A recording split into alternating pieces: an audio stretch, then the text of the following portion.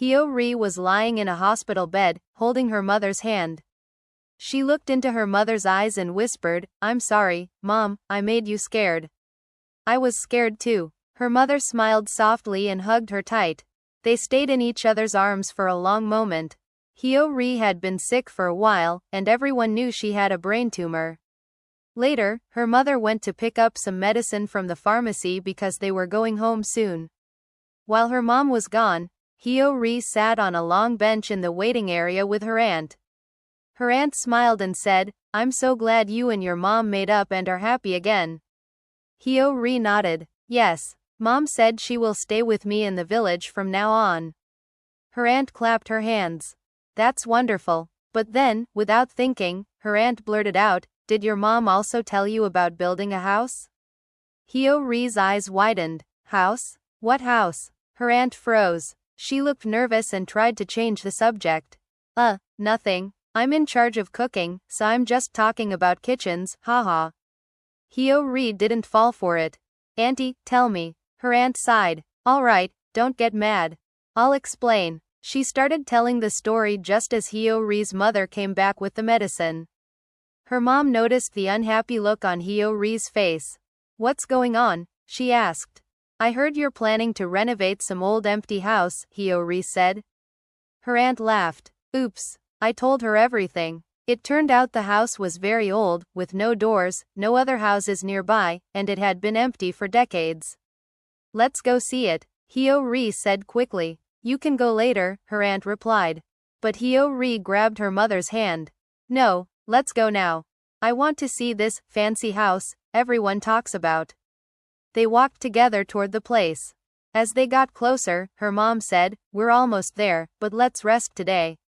"You're tired." "No," Hyo-ri shook her head. "Let's finish it today." Just then, a friendly villager they knew appeared, along with Mrs. Hyeon.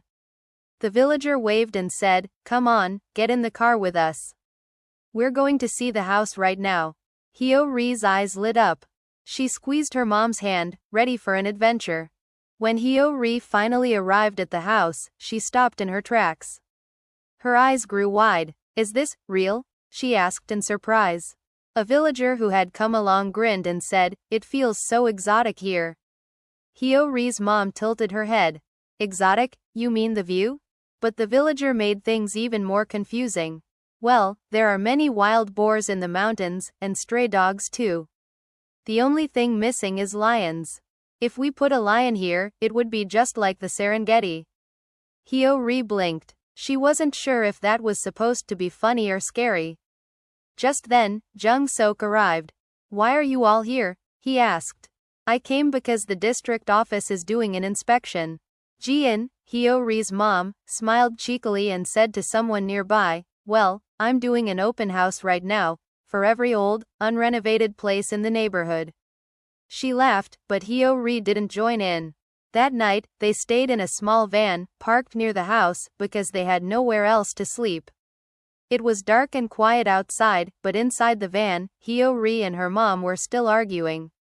"I don't agree with this," Hyo-ri said firmly. "You saw the people from the district office today, right?" her mom replied. "I've already handled everything." Her mom's eyes lit up as she explained, "This house will be wonderful once we fix it up."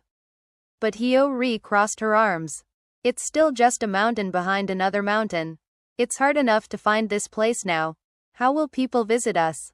Her mom shrugged. "That's exactly why we need to make it better." The argument kept going. "Renovating a house costs a lot of money. Do you even have enough?" Hyo-ri asked. "I have to keep going to the hospital. We'll have so many expenses. You should either go back to your old job or find a new one in Seoul. Why are you trying to build a house here instead?" Her mom looked determined. "I have my severance pay and my deposit money. With that, we can renovate the extra building together with Aunt Son-young. Then we'll open a restaurant." Hyo-ri shook her head. "I'm going to call them tomorrow and cancel everything." Her mom's voice was firm. "You can't." The air in the van felt heavy. Neither of them spoke for a moment.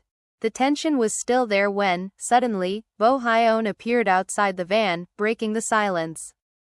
The next day, Hyo-ri was helping Bo Hyeon with some work in his flower garden. The sun was shining, and the air smelled fresh from all the blossoms. Some of Bo Hyeon's friends were there too, helping out. One of them, a young woman who clearly liked Bo Hyeon, kept glancing at Hyo-ri. She smiled, but her words had a hint of jealousy.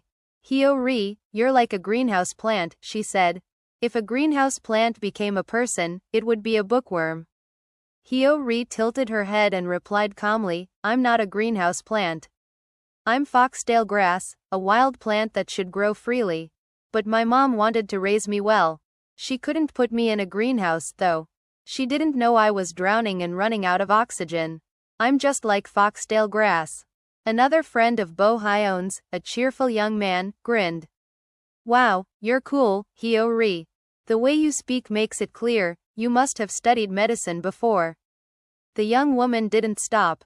She leaned closer. Well, just so you know, I liked Bo Hyeon first.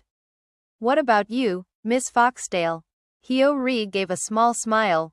I have high standards. The woman's eyes narrowed. Bo Hyeon is a good man, you know?